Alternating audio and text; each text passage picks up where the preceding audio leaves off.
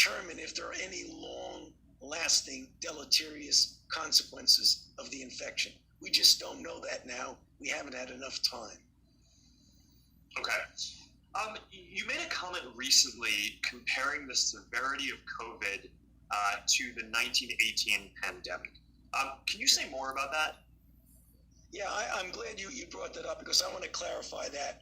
I had used the word comparable, and I think that may have been taken out of context, because people would have thought, my goodness, we're having this now. Is it going to be the 50 to 100 million people in 1918 that died? No, they're not comparable in that way at all in severity. They're very, very different.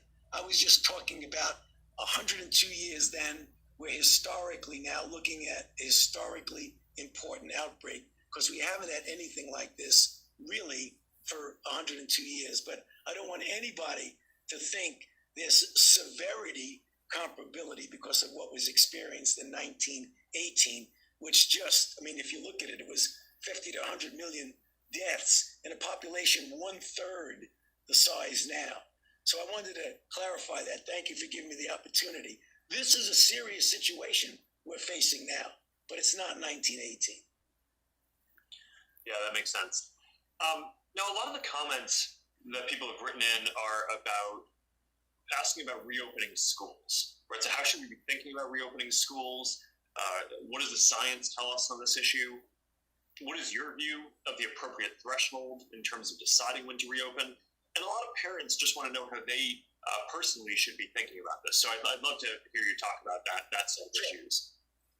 Yeah, thanks, Mark. A great question, because it's something that we're addressing now as we're into the summer and getting ready to opening the schools. So I think as a default, I have a general concept, and then I'll fill in the blanks.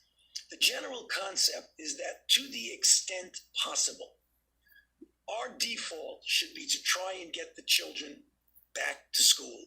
The reason I say that is that the unintended ripple effects, downstream consequences of keeping the children out of school can be profound.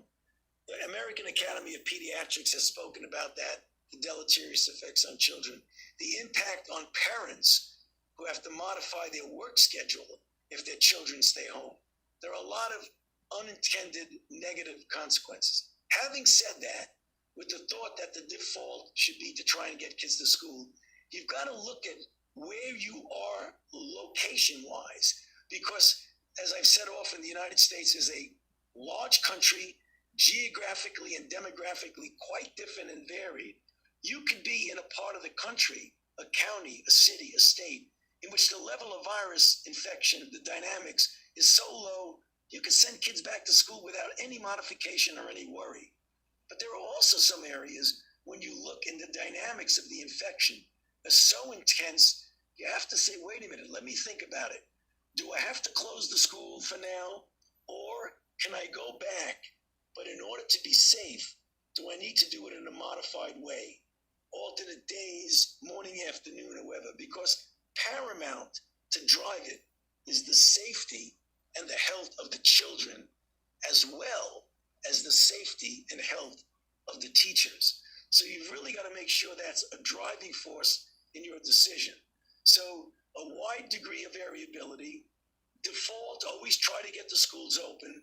If you can't do it in a natural way, do a modification. Some of the school principals and the superintendents have very creative ways of doing that, of modifying the class structure, outdoors maybe a little bit more, protecting the vulnerable. It can be done. It can be done. Okay.